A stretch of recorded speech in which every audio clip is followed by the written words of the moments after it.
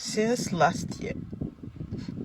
The Muslims and Arewa people, I won't say all of them, but majority of them have been dragging me up and down, bullying me up and down. Kin je kin directing wannan message din ma musulmai kaman dan abin yana nuna kaman su ne shegu, su ne oppressors da sauransu. So dalilin da musulmai suka matsa miki akan wannan abun suna takura miki din. Ɗaya kin bata al'adan Arewa. Na biyu kuma ke addinin su ne. Shi yasa mu ba mu yi magana ba su ne suke magana. Dan da yar Krista ne ta yi wannan abun ma wallahi bulala ma sai mu yi mata straight. Kina ji ko?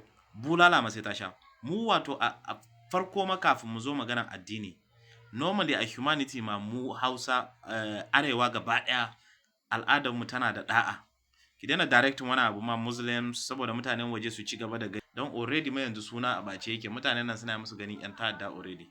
Mutanen waje gaba ɗaya suna ganin yan Arewa ma gaba ɗaya yan Arewa ma yan ta'adda ne, more especially in kin kira musulmai.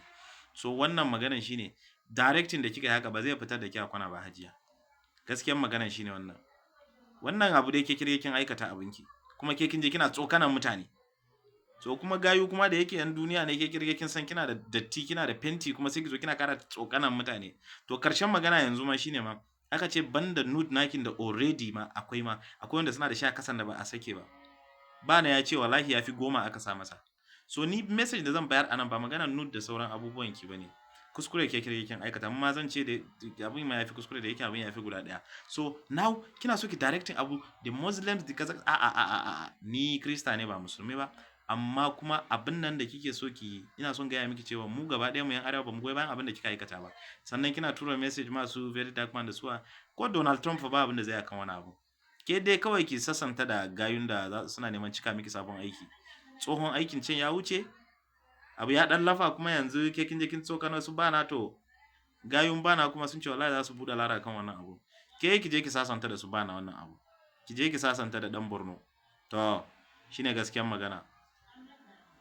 Yanzu dan Borno ya sa ba gaba fa ba mai dakatar da shi. Wallahi yan caciri ne su. Ana son zaman lafiya a Borno, amma kuma ta zo gefen nuna iya yi wallahi yan caciri ne, ba barewa za su yi ba. Ke dai ki sasanta da wannan gayan. Wallahi ki je ki sasanta da bana, shine gaskiyar magana. Amma magana su very dark man ma ya shigo Borno ba abin da zai hajiya. Wannan fada ba da mutum ɗaya kike yi ba, da jama'a gaba ɗaya. Ke kanki kin faɗa people of the north, Muslims kaza. Ko Donald Trump wallahi ba abin da zai miki akan wannan case ne. Ki sasanta da gayun nan kai a wuce gurin. Kin gane? Borno muna da zuciyar yafiya fa. Wallahi muna yafiya bu. Kawai ki kokari ki sasanta da mutanen da kin sa gaba kuna janin jaka da sauransu. Kawai a wuce gurin. Amma su bidiyon fa ba wanda sai su ya kawo abu. So wannan ba case naki da wani company ne ko da wani mutum haka ba. Ana magana ne fa jama'an Arewa fa kai. So kawai ki yi kokari ki sasanta da su. Amma ni kawai correction din a cikin maganan ki din shine kin directing abun ba musulmai kaɗai. Nude da kika tura wayanda suka yi maganganu akai ba musulmai kawai ba.